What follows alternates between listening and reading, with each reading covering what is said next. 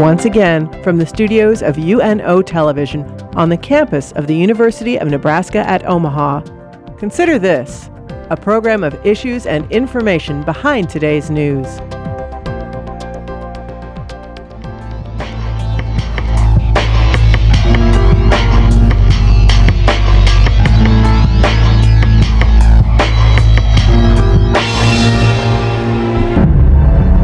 I think it was the Hilton Hotel, 5-star hotel, and I hadn't been itching in a long time.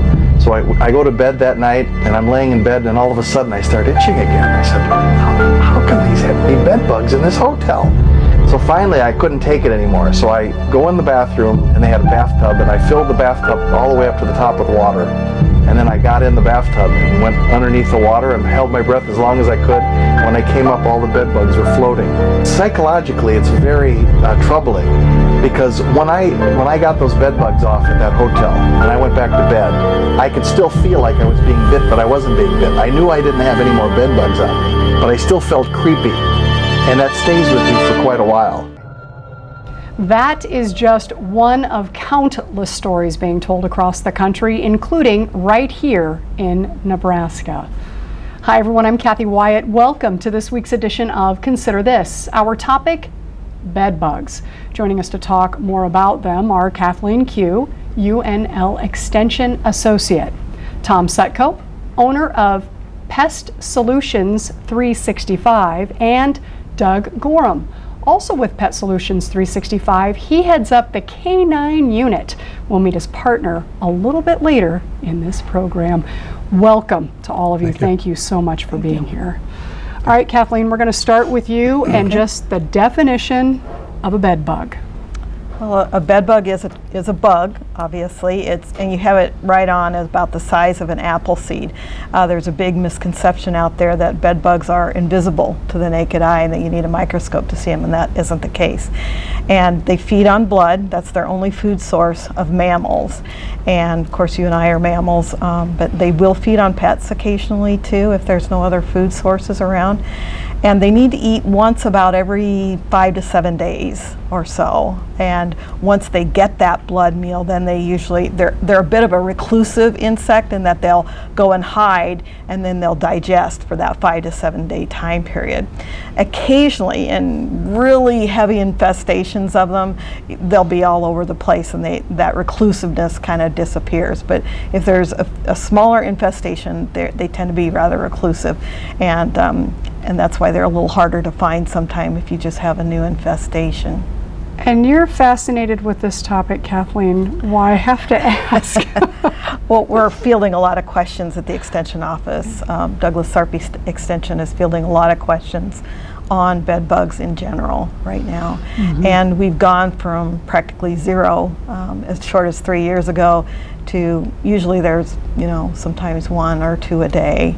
Where people are asking questions about bed bugs. And while they don't vector any diseases, which is a good thing, what they do is they cause all kinds of grief and things like that to homes and families.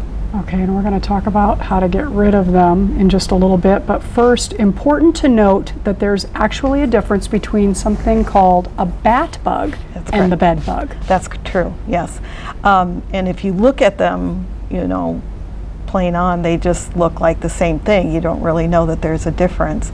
But it is important to note the difference, because one denotes that you have a bats in the house somewhere, and the bat bugs are coming on the bats into the household.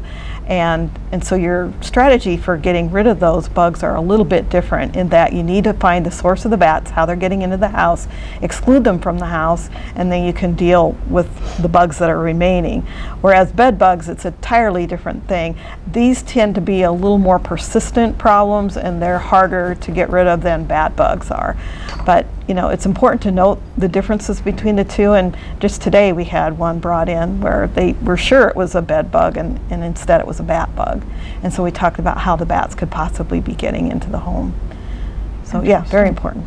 As with so much else, bed bugs have a history of their own. Take us back a little bit, provide us a little education here. Yeah, so if you go back to when we all lived in caves, The bats primarily were the ones that had the bat bugs on them, and we all shared quarters together, so the bugs weren't unknown to go to feed on us as well. We eventually moved out of the caves into households, and the bat bugs came with us. With that, then there's some speciation that took place where now we have separate species of bugs that are now bed bugs instead of bat bugs. They're actually a different species. And while their feeding habits are similar, how they travel around are vastly different. And so it makes a big difference to know the difference between the two of them. Yeah, especially, Tom, since they're not going anywhere, right? The numbers are actually on the rise, and we have, I don't know, just talk to us about this increase. As Kathleen mentioned, the activity for both bedbug inspections as well as treatment has picked up significantly. If I look at our business over the last 2 or 3 years, we've seen significant growth in the amount of activity from the standpoint of inspections as well as treatments. If I go back and look at our business 5 years ago, it was basically a blimp on the radar screen. It wasn't a lot of activity at that point in time, but over the last 2 or 3 years, we've seen a significant growth, outbreak. I shouldn't say outbreak, just activity as associated to that, to the point where we've added resources, different types of equipment to eradicate bed bugs, as well as we'll talk a little bit later with Doug, a canine unit that actually sniffs out bed bugs.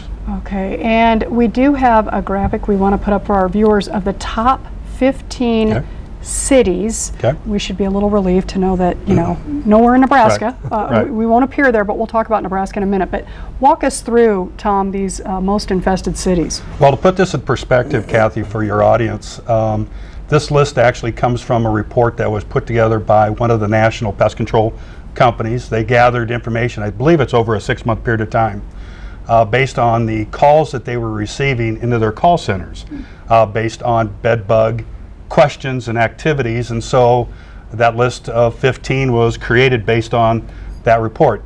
From my perspective, as I look at this thing, what sticks out to me is this used to be commonly known as an East Coast phenomenon, okay? But you're starting to see now cities in the Midwest popping up. With the exception of Los Angeles, you're really not seeing anything west of Denver. So there are some striking things that come out of this list. The thing that is even farther striking is that there's 4 cities in the state of Ohio listed there out of the top 15. So I certainly would have some concerns if I was traveling to the state of Ohio. Wow. And Kathleen, Nebraska. Tell us, I mean, we saw some places somewhat close, but what are we really looking like here right now?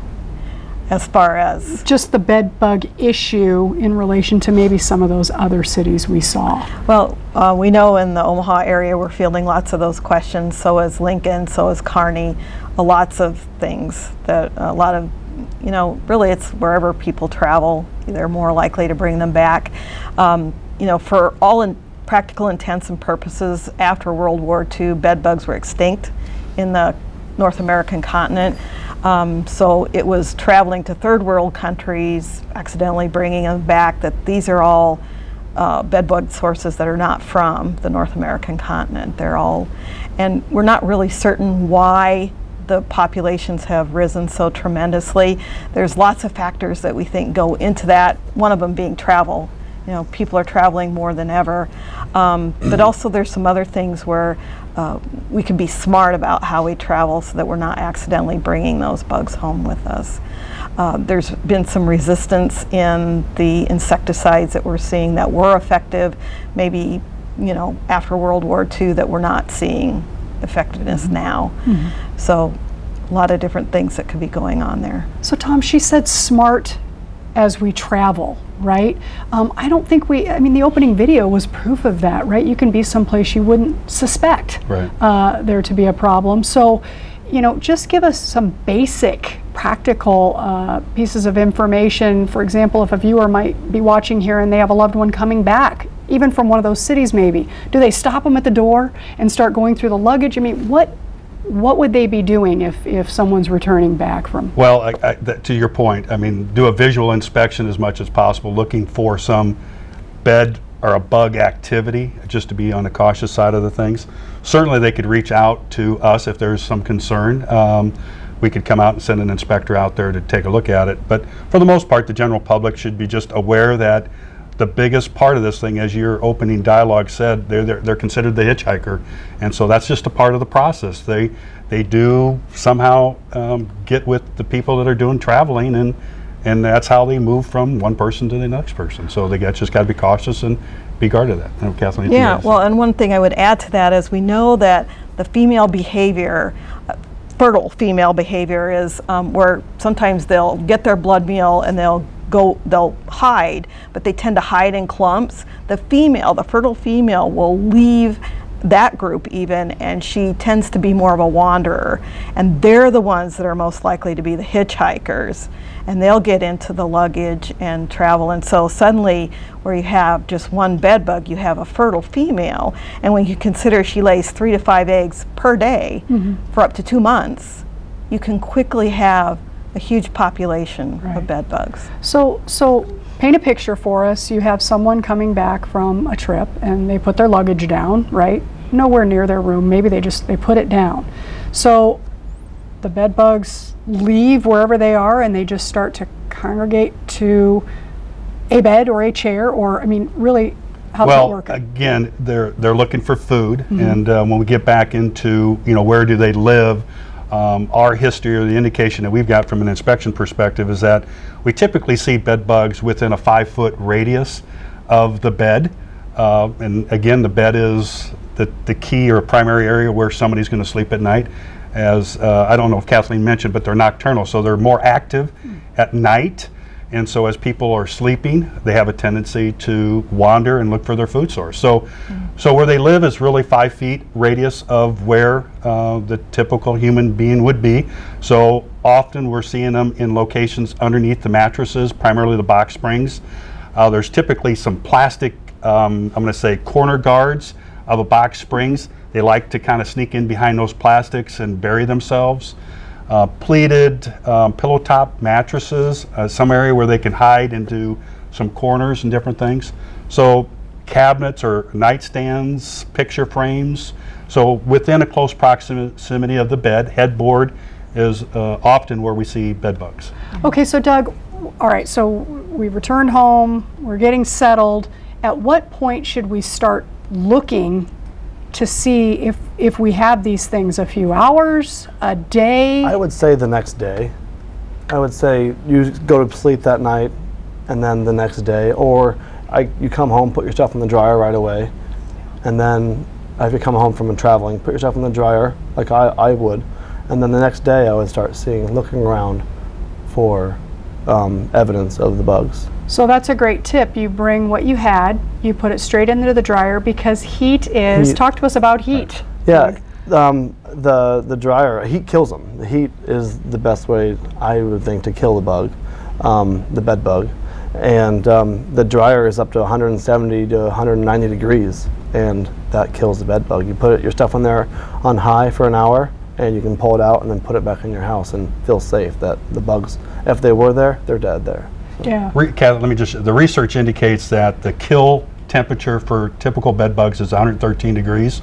So again, for the general public, if they were looking to try to be more preventative, proactive, as Doug pointed out, one safe way would be to immediately put your clothing or your bag into a heating dryer of element to get it to that level. Research suggests, I think it's the University of Florida, talks about time and temperature, and so based on the number of minutes at a certain time, basically gets a 100% mortality rate for bed bugs. I think they talk about a kill point being 113 degrees. When we're doing heat treatments, which is one of the most common ways that we rid bed bugs, we are cooking a room or a home for 3 to 4 hours at a minimum of 120 degrees, largely because we're trying to get we're saturating the wall cavities. Not only are we trying to get the inside of the house, but bed bugs have a tendency to gravitate behind walls. They're going to move away from heat. So they're getting into wall cavities behind outlets.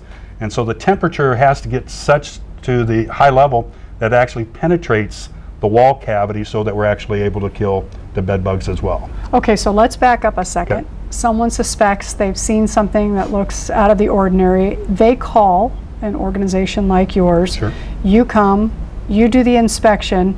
You talked about heating up the place. The family leaves. I mean, talk about the process there. Okay. They're not going to be able to hang out. Right. When do they return? Okay.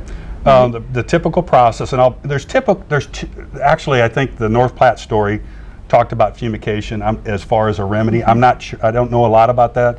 The two methods that we use for getting rid of bed bugs is chemically and then doing heat. When you look at the percentage of our business, 70% of our clients request the heat element, largely because it's fast.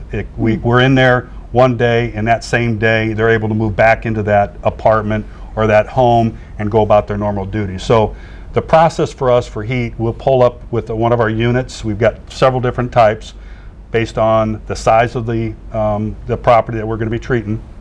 For example, if it's a large house, we'll pull up in a unit that kicks out over a million BTUs. So we're able to generate a significant amount of heat.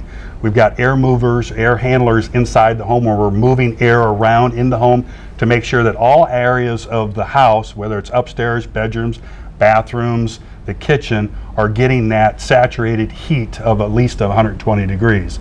And so, as I shared with you, typically we'll heat that house up for a minimum of 3 hours to make sure that we're completely saturating the entire house at that level, so we're able to kill the bed bugs. So Tom, prep work, and maybe you mentioned it, but Right. What are those families needing to be doing? Yeah, there's a before lot you of get prep there? work. Yeah. There's a lot of prep work that goes into it. People like Doug, and we've got another technician that work very closely with homeowners or tenants.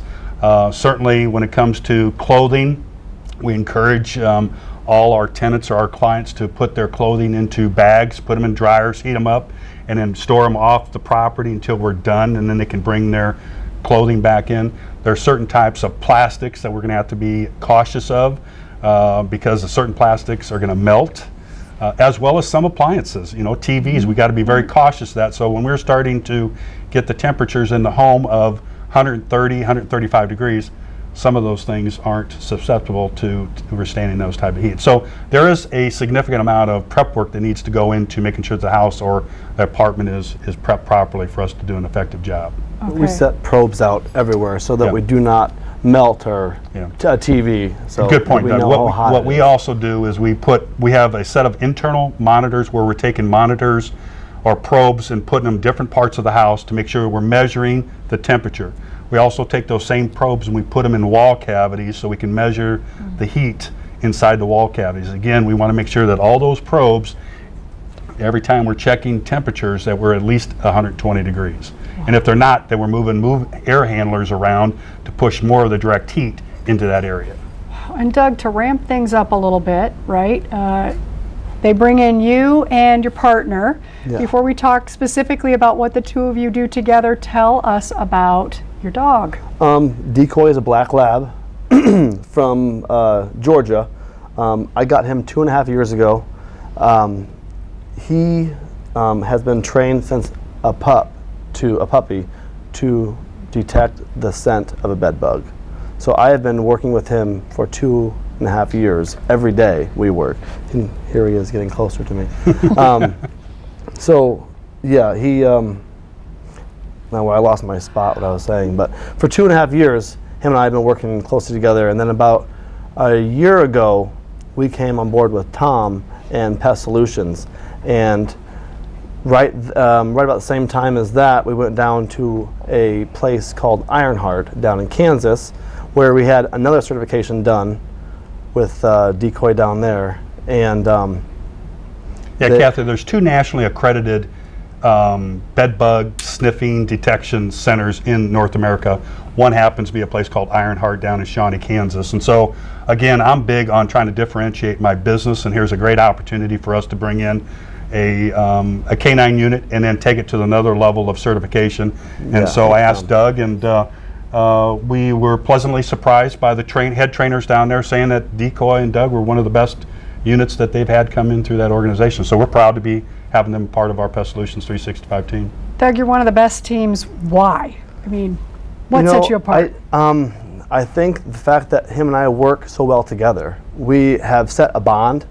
Aside from maybe other dog teams, I can't speak for those dog teams, but we work so well together. He knows what I want from him, and and vice versa. But it's just we work so well together, and we do it, like I said, every single day. So that might be why it sets us above and beyond.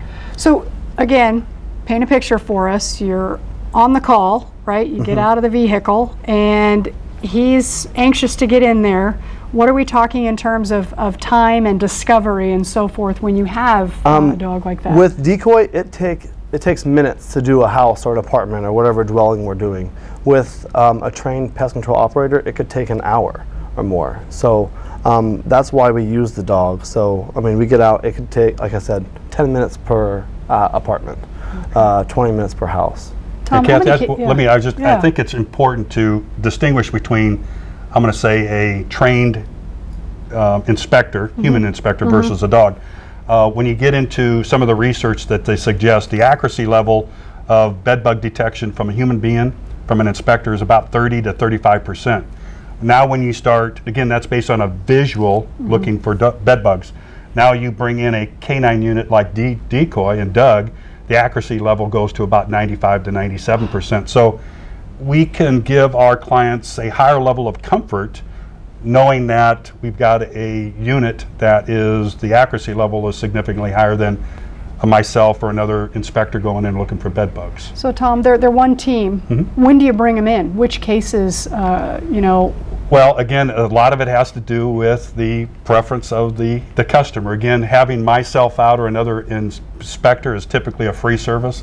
Now we're bringing in a dog in a unit specifically that's been trained, so there's an expense associated. So typically we charge about $150 an hour for both Doug and Decoy's time. And so if we go to an apartment complex, we're trying to maximize as much of that hour's time or 2 hours to hit 5 or 6 apartments in that given hour. So maybe 12 apartments get done for $150. So it's a reasonably low investment for that assurance that they're bed bug free. Yeah, Tom, how do we know that we're bed bug free? I mean, you guys come in, you do your thing, it all seems, like it's shaken out the way it's supposed to. Then you go away and the psychology sinks in, right? I mean, how do we know they're really gone? Right. Well, it'd be great to bring Decoy and Doug back in immediately. Unfortunately, because of some of the chemicals that we use in our extermination process, it would actually impact his ability to smell the bugs. So using Decoy is limited from that perspective. I think it's 3 weeks, Doug? 3 weeks to a month, yeah. So we can't bring Decoy in once chemicals have been applied. So typically we're relying on a human being to go in there and re-inspect and looking for visible signs of fecal matter, staining, talking with our client and our customer to see if they are continuing to get bit. We're also looking for some indication of the actual bed bug itself, whether they're larger sized ones, are we seeing some of the smaller ones? So we're looking for those type of things as well. So getting back to answer your question, it's difficult, but again, it's based on a visual re-inspection of the property to see if we're seeing where we're catching things. What percentage of folks do you need to go back in and do it? Well, a part of our normal protocol is that we do a re-inspection just to assure them that we're doing it. Very few times do we have issues, especially if we're using heat. So heat in our eyes is the most effective way to remediate bed bugs. Okay, and excuse me, it generally, is that the way, I mean, they're one company, is that generally the way that folks operate? What we're hearing today from this one company. Is that across the board the way it normally works, Kathleen, then? No, because we field a lot of questions for people that don't have the financial means to hire someone like Tom. So then we deal with that. A lot of times it's all about isolating yourself. So if you can sleep at night knowing that you're not going to be fed on, then you're going to sleep better. And the longer you can get that bed bug to where it's 6 months since it's had a blood meal, then it's going to dehydrate. And so we want to encourage that as much as possible. And there are things that you can do. So it's all about isolating the bed, pulling the bed away from the wall, putting the interceptor type devices. These go under the legs of the bed. And what happens then is the bed bugs trying to get to you, they're attracted by your smell, both your hormones and your carbon dioxide that you give off. They're attracted to that smell. They want that blood meal. So they'll crawl up in these troughs around here. It's almost like a little moat. And they're coated with talcum powder. And so they don't get traction to go up the leg of the bed then. So again, you want to pull that bed away from the wall to isolate it as much as possible. If you have a bed skirt or if you have blankets trailing from the bed to the floor, you want to get those off of there, because again, you want to minimize the amount of movement from the floor to the bed. And then once, if you suspect you do have bed bugs on the bed, then there's other devices where you can get mattress covers or box spring covers. And they're so tightly woven, they're so well made that bed bugs can't, if they're caught inside there, will never be able to leave those devices. Or if they happen to try to hide, there's no place to hide on them, like Tom was describing. They hide on the seams of mattresses and things like that. So it's, again, ways you can eliminate them from getting on the bed. They also have a new type of thing where it's almost like a tent that you crawl into at night and zip yourself in. It's made of the same type of fabric and zippers as what the mattress covers are. And so you can crawl in these at night, zip yourself in, and know that you're not going to be feeding anything. So those are great low-cost alternatives for people that don't have the means to hire someone. Right, in about 30 seconds here, you have traps, right? And I don't think we've put those up for our viewers, and we can do that briefly just so they can see what these look like. Yeah. Maybe 15 seconds? So as Tom mentioned, how do you know afterwards? You could put some of these out, and they'll get stuck in there. They're coated with glue, and you can put them under your bed, under your mattress, under your pillow, and check to see regularly. So Kathleen, for those people who are watching and they don't have the means, to bring someone in, just in little time remaining, what's your advice to them then? Contact the Extension office. We have some materials available that we can show you a lot of the things we talked about today. We also have created a listing of all of the information that's out there. There's almost too much information on the web now, and nothing they can purchase as homeowners will be effective against bed bugs. Okay. That's important to know. Okay, and we don't want people to push the panic button, but maybe to go to one of the websites. We like at the end of a program to put up some resource information, and I know that both of you have websites. The first one here is lancaster.unl.edu/pest, and then of course Pest Solutions 365.com. Interesting topic. I'm sure people will sleep very soundly tonight after watching this program. But in any event, Kathleen, Tom, Doug, and of course Decoy, thank you all very much for being here. Thank you. It's a pleasure. Thank you. You bet. And thank you all for watching. We'll see you next week.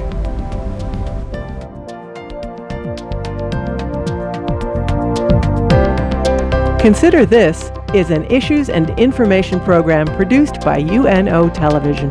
More information can be found at unotv.unomaha.edu. If you'd like to share your comments about this show, call UNO TV at 402-554-2516 during regular business hours, or email us at considerthis@tvmail.unomaha.edu.